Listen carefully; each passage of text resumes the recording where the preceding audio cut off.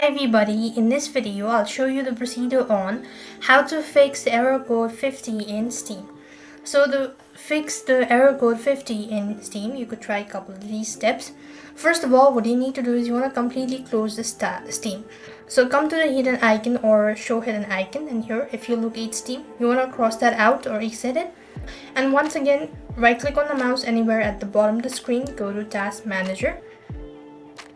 Next, what you have to do is here, you want to locate Steam, and if you locate it, so right click on the mouse, click on End Task.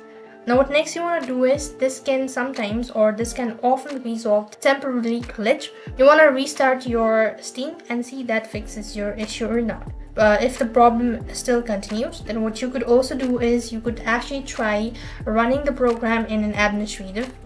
For that, you want to open the Steam or right click on the mouse, go to Open File Location. Next, you want to go to Steam, right click on the mouse, go to Properties. As you go to Properties, come to Compatibility section. Make sure that Run this program in compatibility mode is selected. Similarly, you also want to select Run this program as an administrator. Click the Apply button, click the OK button. That should be able to help you out. And now try opening the Steam, right click on the mouse, go to Run as an administrator, and see that will be able to solve your issue or not. Despite all this, if the issue still persists on, then the other alternative way is to simply uninstall Steam and reinstall it.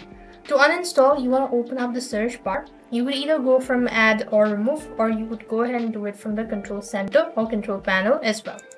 Open up Control Panel. Next, what you want to do is here, you want to go to Uninstall a program, locate Steam, and right click on the mouse, click on Uninstall a program, and once again restart your PC and then reinstall the application. That will be enough to help you out to fix it. So I hope the video was helpful. Make sure to like, share and subscribe. Thank you for watching. See you in the next video.